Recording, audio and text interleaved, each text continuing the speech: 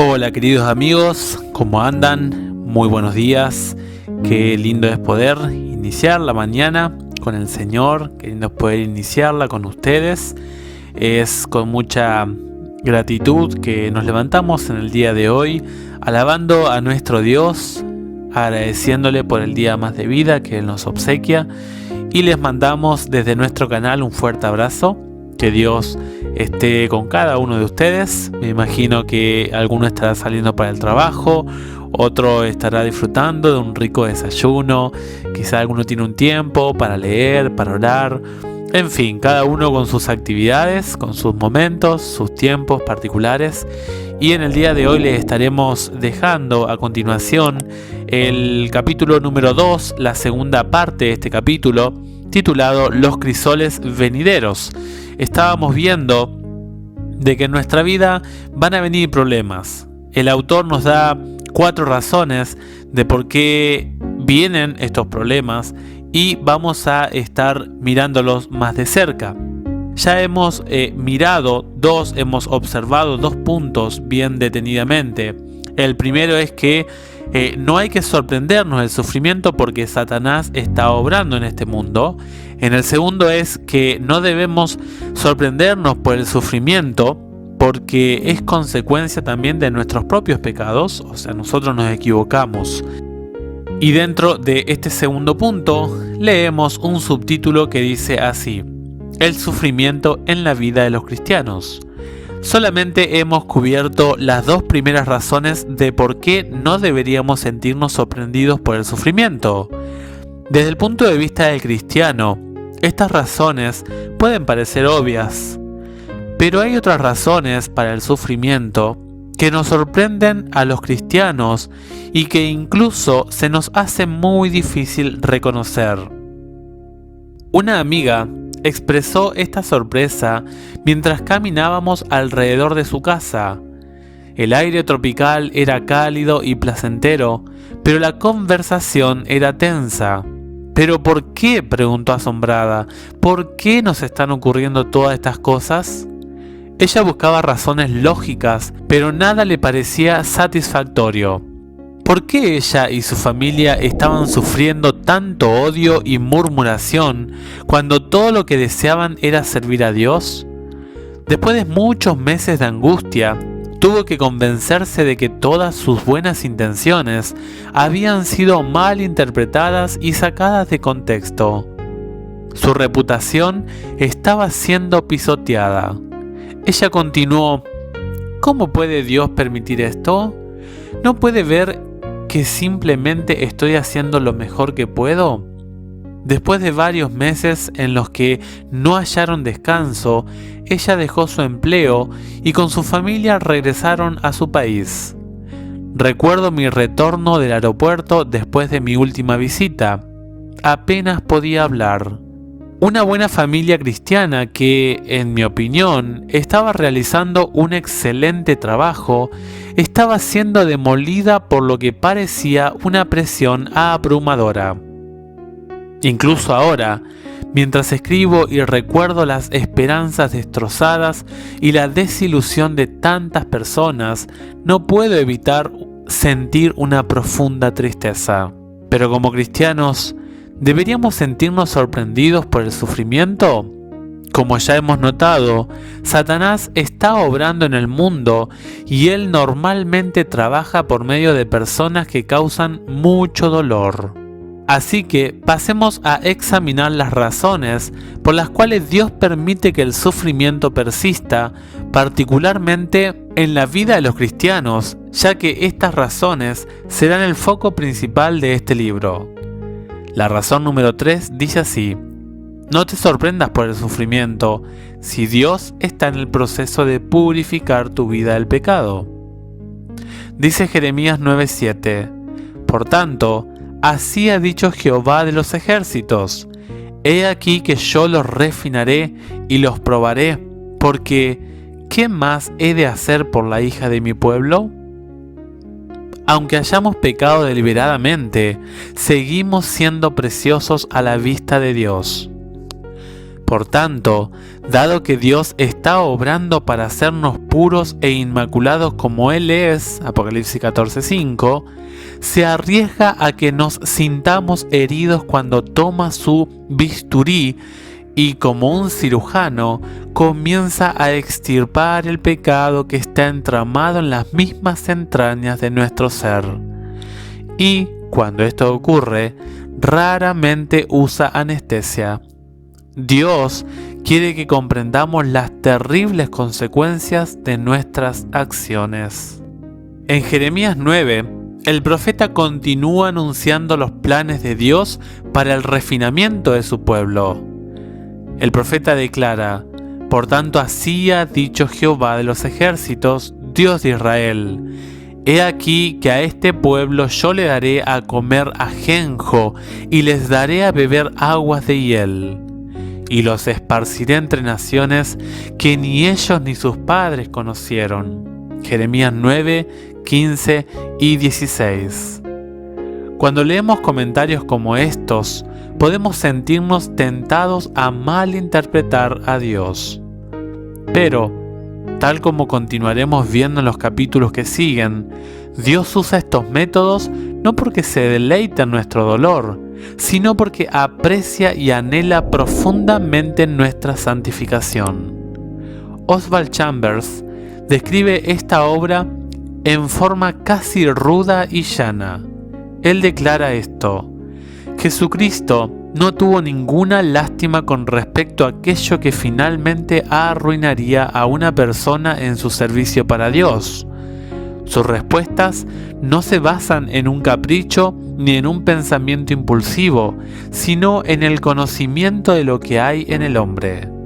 Si el Espíritu de Dios trae a tu mente una palabra del Señor que te hiere, con seguridad hay algo en ti que Él quiere herir de muerte. Y es posible que Dios persevere en ese proceso de purificación durante un largo tiempo. Dios me ha mostrado que Él ha dado a su pueblo una copa amarga para beber con el fin de purificarlo y limpiarlo. Es un trago muy amargo, pero ellos pueden hacerlo aún más amargo con sus murmuraciones, quejas y descontentos. Quienes reciban ese trago de esta manera deberán beber otro trago, porque el primero no tuvo sobre su corazón el efecto deseado. Y si el segundo tampoco hace efecto, entonces deberán beber otro y otro hasta que tenga el efecto deseado, o serán dejados inmundos, impuros de corazón. Vi que esta amarga copa puede ser endulzada por medio de la paciencia, el soportar y la oración, y que tendrá su efecto deseado en el corazón de quienes así lo reciban, con lo cual Dios será honrado y glorificado. Dios anhela que seamos puros. Malaquías reflexiona en este elevado propósito: y se sentará para afinar y limpiar la plata, porque limpiará a los hijos de Leví, los afinará como a oro y a plata, y traerán a Jehová ofrenda con justicia. Malaquías 3:3. Por lo tanto, no te sorprendas por el dolor que sufres al pasar por el crisol, ni te desanimes. Dios todavía tiene planes para ti. Recuerda que el propósito del crisol es que reflejemos la justicia de nuestro Padre. Razón número 4. No te sorprendas por el sufrimiento si Dios está podándote para que lleves mucho más fruto. Toda rama que en mí no da fruto, la corta, pero toda rama que da fruto, la poda para que dé más fruto todavía. Juan 15:2. El doloroso proceso de poda que se ilustra en Juan 15:1 al 5 es extremadamente importante para la maduración del carácter cristiano. Es posible que no hayamos pecado en una forma específica de la que seamos totalmente conscientes, pero como pecadores sabemos que seguimos siendo débiles en la fe y la confianza que debemos tener en Dios. Y esto hace que todas las otras gracias espirituales que Dios anhela darnos nos lleguen en calidad y fortaleza limitadas. En su excelente libro Secret of the Vine, Secretos de la Vid, Bruce Wilkinson identificó una extraña paradoja cuando escribió: ¿estás pidiendo las superabundantes bendiciones de Dios y suplicándole que te haga más semejante a su Hijo? Si es así, estás pidiendo las tijeras podadoras. Una vez estaba explicando la idea de que a veces Dios mismo nos guía por caminos difíciles y nos lleva a situaciones dolorosas a una dama que me visitaba. Ella me miró horrorizada. «No puedo creer que Dios haga algo así», exclamó. Estaba completamente convencida de que yo estaba atribuyéndole algo terrible al carácter de Dios. ¿Así que Dios nos causa dolor? Charles Stanley contesta: la cómoda, pero teológicamente incorrecta respuesta es no. Te encontrarás con muchas personas que predican y enseñan que Dios nunca envía tormentas a la vida de una persona, pero esa posición no puede justificarse con las Escrituras. La Biblia enseña que Dios envía adversidades, pero dentro de ciertos parámetros y siempre por una razón que tiene que ver con nuestro crecimiento, perfeccionamiento y bien eterno. Considera el aguijón de Pablo. Y para que la grandeza de las revelaciones no me exaltase desmedidamente, me fue dado un aguijón en mi carne, un mensajero de Satanás que me abofetee para que no me enaltezca sobremanera. Respecto a lo cual 3 veces he rogado al Señor que lo quite de mí. 2 Corintios 12, 7 y 8. Nota que Pablo dice que el doloroso aguijón le fue dado. Él lo considera un mensajero de Satanás y sin embargo considera que debía cumplir un propósito santo, pues Dios permitió el aguijón para mantenerlo humilde. Pero, ¿qué era este aguijón? La autora Ellen White hace notar que era su problema de la vista. Pablo llevaría por siempre consigo en el cuerpo las marcas de la gloria de Cristo en sus ojos, que habían sido cegados por la luz celestial. Si es así, encuentro muy tentador especular que quizá este problema de la vista le haya sobrevenido cuando quedó ciego temporalmente por haber visto a Jesús en el camino a Damasco. En la misma forma en que Jacob luchó con Jesús durante la noche y recibió su bendición, y no obstante siguió soportando una cojera después de la lucha, Génesis 32-31, podría ser que, para incrementar el impacto de su testimonio, Pablo llevara un constante recordatorio dentro de sí mismo de que a menos que pudiera ver a Cristo claramente, él y todos aquellos a quienes ministraba permanecerían en tinieblas espirituales. Por supuesto, esto no es más que una especulación. Lo que sabemos con seguridad es que en su providencia Dios permitió que Pablo soportara un problema físico para su bendición espiritual. En lo que a mí respecta, esa ha sido mi experiencia. Desde los 27 años he tenido que usar un marcapasos porque mi corazón está débil. Durante los años transcurridos desde entonces, la lección abrumadora que Dios me ha estado enseñando es la total dependencia de su poder en mi trabajo para Él. Personalmente, estoy convencido de que, si bien Dios podría haberme sanado permanentemente, ha permitido que este problema físico permanezca para enfatizar esta lección espiritual, porque sin mi fuente de energía externa no soy nada. De modo que Cuando Dios permite que pasemos por el crisol de la maduración, es bueno recordar la promesa que Dios le hizo a Pablo. Bástate mi gracia, porque mi poder se perfecciona en la debilidad. 2 Corintios 12:7. Estas extrañas providencias de Dios para nuestra maduración se describen con más claridad en la siguiente cita. El que lee los corazones de los hombres conoce sus caracteres mejor que ellos mismos. Él ve que algunos tienen facultades y aptitudes que, bien dirigidas, pueden ser aprovechadas en el adelanto de la obra de Dios.